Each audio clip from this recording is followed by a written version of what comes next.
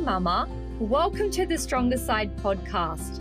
Across the world, there are 240 million of us mums raising children with disabilities. Mums who love fiercely and carry the invisible load of caregiving every single day. Here we share real stories, hear from experts, and gently remind you that you are doing a great job. So pause, take a deep breath, and carve out this time for you. And remember, you're held by a sisterhood that refuses to let you walk this road alone. Hello, mamas. Well, today I have someone extremely special on our podcast. Her name is Professor Alison Archbold. Alison, thank you so much for joining us today. We have a very interesting conversation coming up about all things genetic. So welcome to the podcast. Thank you so much for having me, and thanks for giving me a promotion because I'm actually an associate professor. But not on this podcast, you're not. Now you are full-fledged professor. So appreciate that. But no, lovely to be here and to talk to you today, and obviously for your audience to hear this discussion. Yeah, I mean, you've also got like genetic counselling. Let's talk about that. You've got qualifications in genetic counselling. You've been practicing for the past, 2 decades, clinical researcher. You're humble. I'm going to blow your trumpet. Talk to me a little bit about your work before we dive into our conversation. Sure. So I'm a genetic counsellor and I'm a researcher. As you said, I've been in this kind of industry for 2 decades. So I guess a bit of background about me. I've always been a bit of a science nerd, grew up in a bit of a nerdy science family. So I just got really captivated by genetics early on. I think I love the idea of understanding how genetic conditions run through families, and also the psychological and social components of it, how people relate to that information. I was never one for being particularly good in the science lab. I'm not a very technical person, so I loved the concepts, but I couldn't figure out how to use all of the laboratory machinery and things. So I'm much better with the people side of the science. So that really is what I do. And I guess for those who are listening who don't know what genetic counsellors are people that work with people who have genetic conditions in their families. So these can be conditions that are passed down through many generations. They can also be conditions that arise somewhat spontaneously. There's lots of different specialties within genetics, even though it is quite a niche field on its own. So you can have cardiac genetics, cancer genetics. My sort of area that I'm really passionate about is reproductive genetics. And so I work with people who have received results through screening, either before pregnancy or during pregnancy, helping to understand what those results might mean, whether they have an increased chance of having children with genetic conditions, and what kind of options they have to navigate that time, and potentially either avoid having a child with a genetic condition or go into that experience being prepared and armed with information and a plan around how they're going to manage that. So I've worked clinically as a genetic counsellor for quite some time, but I think my passion has actually always been in the systems that we work within and trying to build systems that make genetic testing more accessible to people and also deliver genetic testing in a way that enables people to feel empowered and supported. So even though sometimes it can provide quite confronting information, to do it in a way that's really understanding and empathic. And so that even though it's challenging, people don't necessarily feel overwhelmed by it. And so I guess where I sit is like at that interface between the testing and the people who are using it and trying to do it in a way that's really mindful, respectful, balanced. And so because of that, I very quickly gravitated to research, because research is a space where you can ask really curious questions and explore these concepts further, and look at different ways of doing things. And I've always been someone who loves working in the new and improving things. And so spent a lot of time looking at, how we can make services better for people and how we can make that experience better. Now, you've made social changes, which we'll get to throughout this conversation with Medicare. But if I go back to the very beginning for your why, obviously, like, I just want to hear your heart initially. Why Yeah. genetic counseling? Why were you so, or are you so passionate about it? Yeah, it's such a good question. I think there's just always something that captivated me about our DNA, that beautiful special code that's passed down through many, many, many generations, that helps us, become who we are. And just fascinated by, the fact that you can have variations in that genetic code that can affect your health and your well-being, and thinking about how people engage with that. I think one of the real pivotal moments was, I was already interested in genetic testing, but I when I was an undergrad, I had a housemate who had a sister with cystic fibrosis. And the year that we were all living together in our little flat in Wellington in New Zealand, his sister actually passed away from cystic fibrosis. And I remember going to the funeral and thinking, there's so much more that could be done in this space. Um, so that was a pivotal moment that really pushed me towards genetic counselling, because of that interpersonal social element, as well as the science.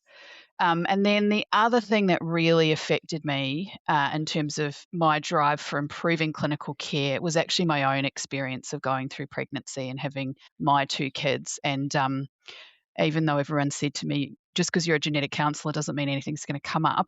I actually had two complicated experiences of prenatal testing myself.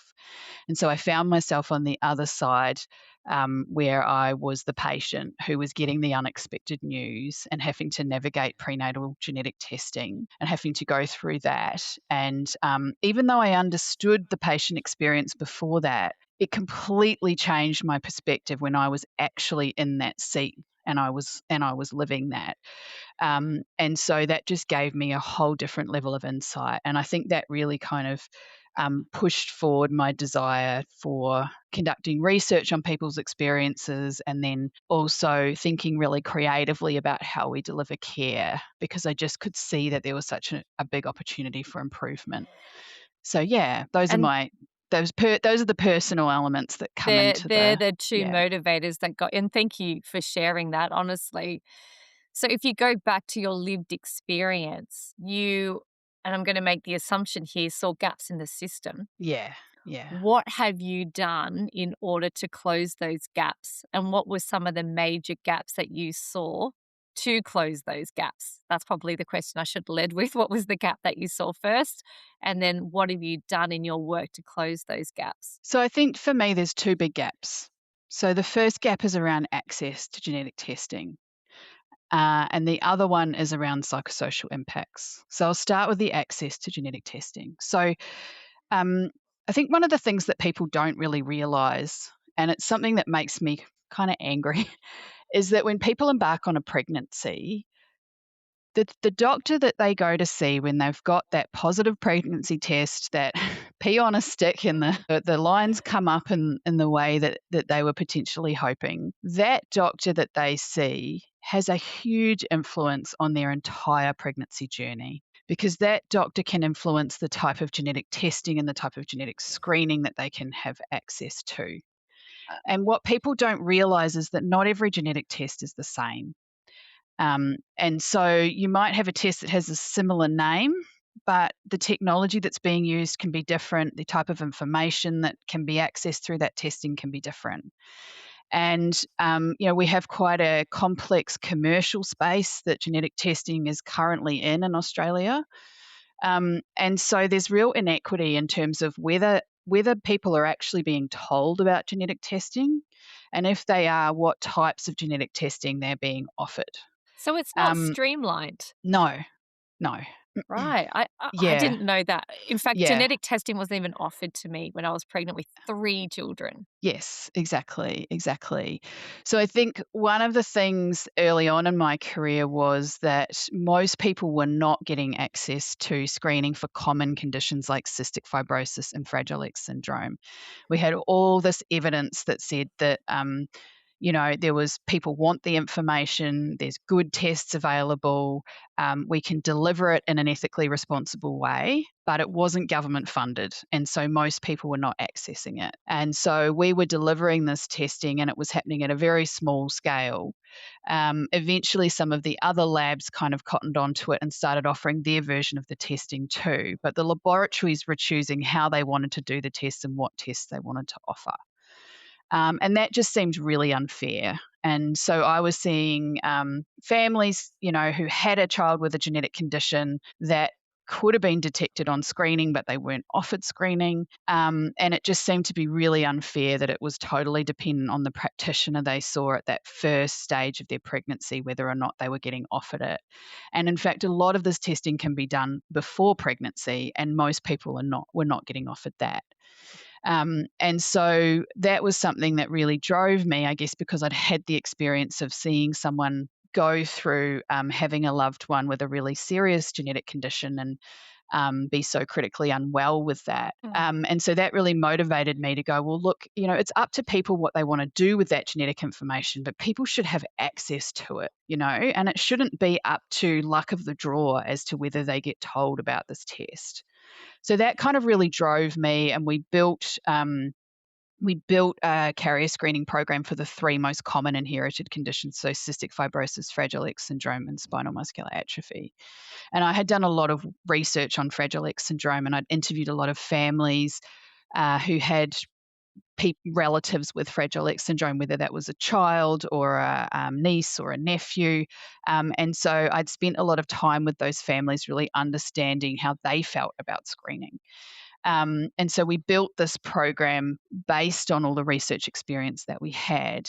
And what we did is we also evaluated that program and published the findings. And that publication actually ended up being really pivotal. And it's kind of funny because I had this intuitive feeling that we really needed to publish this data, but it also, my career has kind of gone along next to my evolution in terms of becoming a parent. Childbearing years. And so I actually wrote that publication while I was pregnant and then on maternity leave with my second. And I'm not saying that to sound like some kind of superstar, because I'm not. Which you are. You are. I'm not, because it was a hard slog, but it was worth it because that publication has kind of created the foundational Australian data about carrier screening, showing why it's so important that people have access to it. And so when you mentioned Medicare, that publication provided that really key foundational evidence to argue for the need for a Medicare item number for carrier screening. And so after some really strong advocacy from Rachel Casella and her family, who are known because of Mackenzie's mission, after they had a little girl, Mackenzie, who had spinal muscular atrophy and passed away at 7 months of age. After their advocacy, we were actually able to get a Medicare item number for carrier screening. And so now any person in the country who is of reproductive age or in early pregnancy can access carrier screening for those 3 conditions. And it's been an absolute game changer. And I have to say that although it was quite scary when it came in because of the increased volume that I knew we were going to get, we saw a 6-fold increase in sample volume, and we've had about 120,000 people each year be tested for those conditions, which is so much more than what was happening before when cost was a barrier. So that's the access piece, and that's why it's so important. And look, I think it's also important to emphasize that, some people will choose to make choices to avoid having children with those conditions based on the information, but other people will choose to use that information to just inform them and allow them to plan and prepare.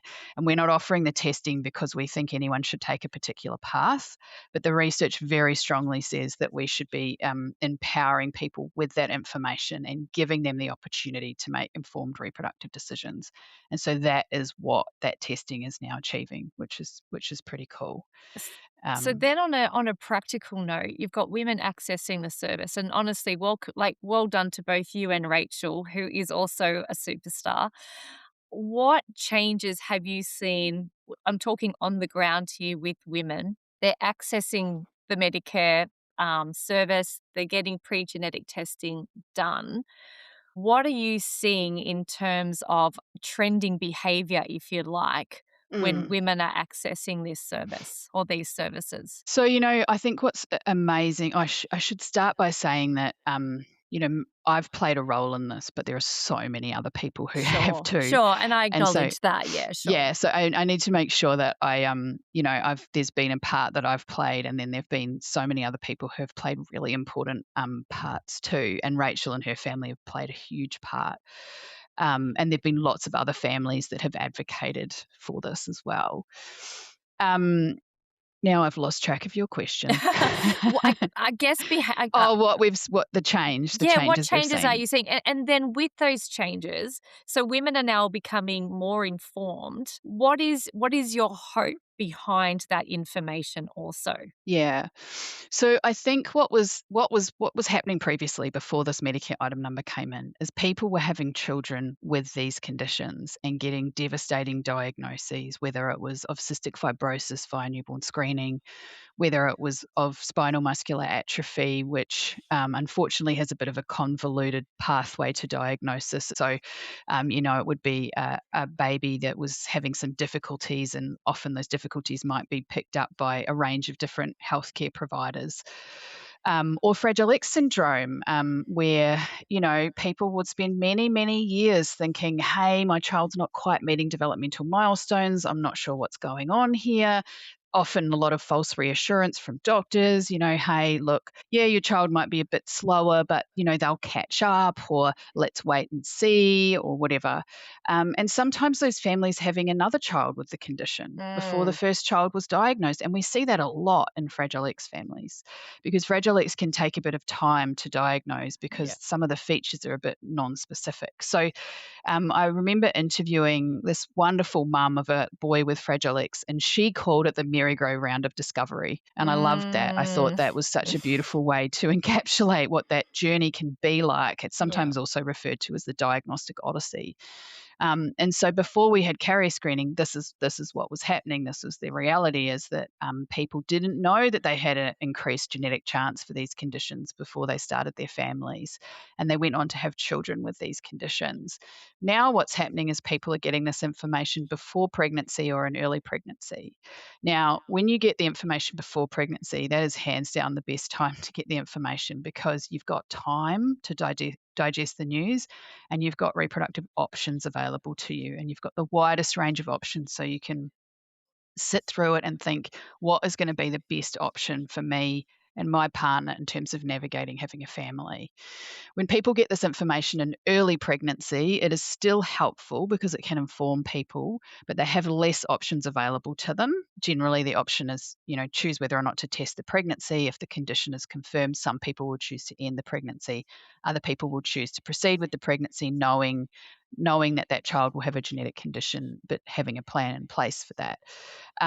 Now, that's still an informed place, but in my experience as a genetic counsellor, it's hugely impactful to find out that you have an increased chance for a genetic condition once you're already pregnant, and then to have to go through a very quick adjustment, sort of mental adjustment phase, to then make a crucial decision about prenatal diagnostic testing. So, what Mm, we're seeing now is an increasing shift to people getting this information before they start their families.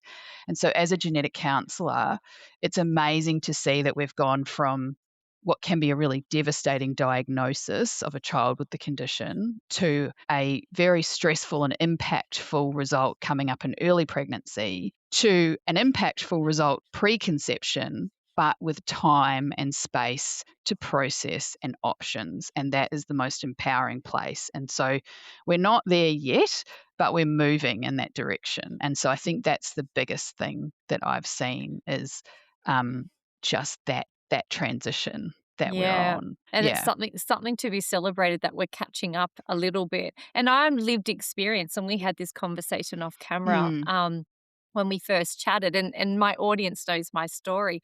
I had mm, no idea that I carried Fragile X. I didn't even mm. know it existed, and my son got a late diagnosis. So for about, I don't know, 10 to 12 years of his life, Mm, we had no clue that he carried Fragile X. So I like that idea of that merry-go-round of collecting information. mm. Um, if a mother is listening to this and she's found herself pregnant, or she is pregnant, you don't find Mm. yourself pregnant, and she's got, because your work's also the intersection of well-being, mental health, and Yes. genetic counselling. What kind of advice can you practically give her as she navigates, new diagnosis or new wording? Yeah. You've got increased chances of, like there's all different Yeah. lingo, medical lingo that we can be encapsulated around and with when you're pregnant. How do you calm her, and how do you speak into her? So, I mean, that really speaks to my second big driver. So, as I mentioned, my first is accessibility, and my second is really the psychosocial impact. And, that comes from my clinical experience and seeing lots of couples and individuals and families go through this, but also my research, hearing people's stories. You get really rich descriptions of the impact of this type of Oh. information from research. And then my own personal insights from having gone through prenatal diagnostic testing twice. Um, I think it's a really, really difficult time, particularly when people get news in pregnancy. I think in pregnancy, you're already going through so much. It's a really emotionally vulnerable time. Particularly early pregnancy, it's also quite isolating. You often haven't told many people about it. If it's your first pregnancy, you sort of embark on it, even if you've tried to be pretty well informed. I mean, I don't know what it was like for you, but for me, I thought I was pretty well informed. I'd seen, two of my sister-in-laws go through it and friends go through it, but goodness me, when it was actually me and it was my body and I was having those experiences, I felt very, very overwhelmed. So you've got all of the physiological impacts. You've got mood impacts as well. And then you've got the sort of social isolation that can happen in early pregnancy where you're not necessarily talking about it yet. If you're not feeling well, you're putting on a brave face and fronting up to work, even though, It's you feel terrible. like, I remember being in a meeting and thinking I was going to throw up and running out of the meeting, like you're in, that's the space you're in, Oh, right? It's yes, I so do. like, it's just so it's so challenging, and then you layer on top of that a genetic testing result that has some Mm. significance and either as a diagnosis or suggests more testing needs to be done. It's huge, and I think what my work has shown us is that we don't fully appreciate, we get that it's big, but I don't think we fully appreciate exactly how big it is and how confronting it really is. And it's the kind of thing that can really rock people to their core. It's a version of kind of life and death type of experience, but you're thinking about your future child in respect to that. It's Yeah. really massive. So I think the first thing is just to stop and acknowledge that this is really, really big. And quite often I'll say to people, what have you got going on? Like, it's a bit practical, but I think it's important. Have you got lots of things going on at work at the moment? Could you take some leave? Can you create some space for yourself to just recognize the significance of the psychosocial impact here and just give yourself some space to navigate it? Because often people sort of just keep powering through, and the emotions don't fully get processed, and they get stored away somewhere and they'll come back later. And so if you can recognize the emotional impact and you can take some time out, and often I'm quite directive with people and I say, we save up our leave for a rainy day. This is the rainy Yeah, the day storm's hit. where like, I want you to really seriously consider just using it. Give yourself some time, give yourself some space. And thinking about what types of things help people during this time. I think what we're seeing as genetics is becoming more and more mainstream is that a lot of these results are actually being managed outside of the clinical genetics setting. So another thing I would say for people is people who get these type of results is you really should be referred to a genetic counselling service, because genetic counsellors are trained to deal with the complex genetic testing results and the emotional impacts. And so sometimes you'll get information about a genetic testing result from a GP or an obstetrician or a fertility specialist, but there's additional value you can get in seeing a genetic counsellor because they've got the time and the space and the expertise to sit with you, talk you through it, take these really complex topics and distill them into language that is easy to understand and help you make meaning out of terms like carrier or increased chance or risk or, unfortunately, we still have words out there like abnormality, like working through what all of that means and helping you digest it and make meaning out of it. So I would definitely say that anyone who has a genetic testing diagnosis, who hasn't seen a genetic counsellor, is absolutely within their rights to be asking for a referral to a genetic counselling service. And can I ask that on a very practical level, how do you access genetic counselling for those listening? So if we're talking in relation to genetic testing for reproductive purposes, so whether it's before pregnancy, early pregnancy, or fertility, and then maybe I'll talk about diagnostics after. Yeah. Okay. So in the reproductive space, you've got a couple of different ways you can access genetic testing. So all of the major tertiary hospitals have genetic services within them through all the states and territories. Now, those services will all have sort of thresholds for what types of cases they can take on and not take on. So you need to request a referral to one of those services, and then they will assess you and triage you. If it's relating to genetic testing in a pregnancy, usually you will get fairly high up the list because there's a pressing need to be seen earlier. Preconception testing results sometimes can take a while to get access to genetic counselling.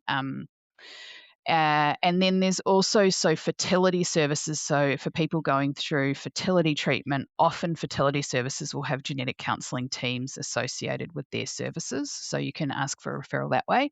And then the other one is the genetic testing laboratories who are doing carrier screening or doing non-invasive prenatal testing, NIPT, which tests for chromosome conditions. Many of those services also have genetic counselling support that they can offer. Again, it does depend on the significance of your results sometimes as to whether you can access that, but you can access it that way. If it's in relation to a diagnosis of a condition, I think we're increasingly seeing conditions being tested through, say, if it's a developmental condition, through paediatricians, and then if there's a diagnosis, then referred to genetic services. Now, sometimes that can be a bit challenging because there's often quite a significant wait for genetic services. So, in some states, it can be over a year's wait. And so that can be quite tricky. There are an increasing number of private genetic counselling services popping up, which do allow people who have the means to self-fund their appointments to access that support sooner. And so that's also something that's available. So the Human Genetic Society of Australasia has a very comprehensive list of all the clinical genetic services in the country. And that's a great place to start for people who are wanting to access genetic counselling. Yeah, that's great. I just love that to be able to provide tangible tools for the listener, like for our mums to Yeah, be able to take away and go, great, or refer this, to somebody else who might be going on the journey herself. yeah. Talking about your current work right now and Mhm, your current research, what are mm. you working on as we speak? So I've just taken last year I took a brave leap and started something brand new. So we've started a service called GenoCare. GenoCare is all about trying to target these two big challenges: the accessibility piece and the support piece. So what we're doing is we're working on thinking really creatively about how we deliver genomics care across the nation, and thinking about whether there are ways to do things differently so we can make care more supportive and more accessible. So we're looking at things like we've just established a partnership with a really amazing organisation that have this amazing digital platform, which allows really the streamlining of genetic care so people can get all their education and information online as part of their care package. It takes away it's great for genetic counselors because we get bogged down with a lot of admin, and it takes a lot of the admin out of it, which means we can see people sooner because we're not sitting around manually doing a whole lot of things. It really streamlines things. So we're working on that in terms of just enabling more people to get through genetic services so that you can reduce those really long wait lists. And then the other thing we're doing is we're looking at creative ways to deliver support. So there are some Medicare item numbers that fund mental health support, and we're using those to provide support for people around genetic testing. So, for example, we have some amazing perinatal mental health nurses who are working with us, and they're providing support for people going through the process of genetic testing in pregnancy. And so just creating a really lovely safe space for people to debrief about what they're going through, talk through their emotions, and just have that lovely empathic sounding board. We're also using a similar kind of approach for people who have conceived through IVF and are now pregnant and are making that transition from fertility treatment to pregnancy, which is a huge transition, but also helping them navigate genetic testing in the early days of pregnancy. So we're providing that supportive space there. And then the other thing we're doing is we're building a bit more of an accessible approach to genetic counselling. So there's a lot, as I mentioned before, when if your case is if you get referred to a clinical genetics service, some cases can't get managed at those clinical genetic services because they're not complex enough and the public hospital system has limited capacity. And so often those type of cases will be referred back to the doctor who referred them in the first place. And obviously that doctor's feeling out of their depth because they've referred the patient on. Yeah, that's So what right. we're doing is creating a genetic counselling service that can manage those cases so Okay. people can get access to expert support, and the practitioners can get some support in how to manage those cases. And we're seeing an increasing number of those cases now that genomics is becoming more and more commonplace, or what we call mainstream. So we're looking at, well, yeah, how can we make it more accessible so that people are not paying the sort of hundreds of dollars to see a private genetic counselling service. They can pay like a more accessible rate and get access to the more basic type of genetics support that they don't really need a more complex kind of care model Yeah, I to love get. that. And Yeah. I love that you touched on mental health because it's really easy to talk about genetics and, I guess we as mums will always look at our babies first and our children's Mm, needs first. And what you said earlier, we'll often shelve our own emotions mm, because we go into this caregiving mode that is yes. so protective. So the fact that you have combined medicine with mental health is so needed. I was actually just thinking if you go to your GP refers you to see a specialist. The specialist says, actually, I can't fit you in. Then you're going back to the GP. You're being ping ponged around a little bit, and that harms your mental health because you're already in a Absolutely. heightened emotional state. There's a lot of fear. There's a lot of, yeah. So well done on seeing that gap and filling that gap. Um, just conscious of the time Yeah. for people to connect with you, your work, your service. Um, this is where I'm rolling out the red carpet because I want every listener to be able to connect with you because your work is so important. So how can our audience connect with you? So we have our website, which is genocare.com.au, and we also have a podcast, so the Genocare podcast. And Hannah, hopefully we'll see you on a future episode. What we're trying to do with the Genocare podcast is give people really relatable, digestible information about different aspects of genetic testing. So if you don't feel like you need an appointment, but you want to understand, maybe you've been offered prenatal testing, you want to understand a bit more about it, then we've got episodes that cover a whole lot of different topics. But yes, if you wanted to actually access some support, whether it's emotional support to help with what you're navigating at the moment or genetic counselling support, then you can just jump on our website. There's a contact us page. You can enter your details. That'll come through to us and we'll get in touch and book you in. Yeah, that's awesome. And I'll put that up too, guys, just if you're listening on our social media. So you'll be able to see the handles there. Well, Associate Professor. It has been such a pleasure. Now we're going to do a part 2 after, well, in a couple of months about Fragile X. So I'm really excited to be diving into that conversation with you as well. So stay tuned for that, mamas. That's going to be coming very, very shortly. But thank you for your time.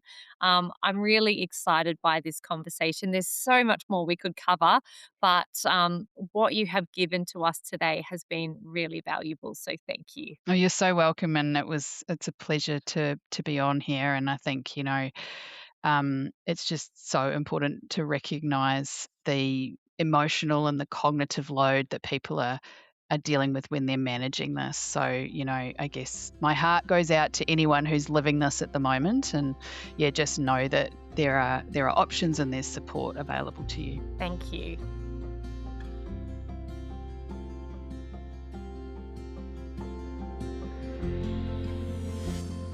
If you're listening right now and carrying this weight, please hear me. You're not failing. You're operating inside systems that were never built to support mothers raising children with disabilities. You are doing the work of multiple people on broken sleep and with a heart full of love and a calendar full of responsibilities. The financial strain you face is not a reflection of your capability, it's a reflection of the pressure placed on you. But here in this community, you're seen, you're valued, and you're not alone, sister. And together we are building something bigger, a global movement of 1 million mothers raising children with disabilities who feel supported and understood and strengthened from the inside out. I hope that there is something inside of this podcast that has helped you today. Please share it with someone who will benefit from our conversation. And remember to follow us. Until next week, take care of you.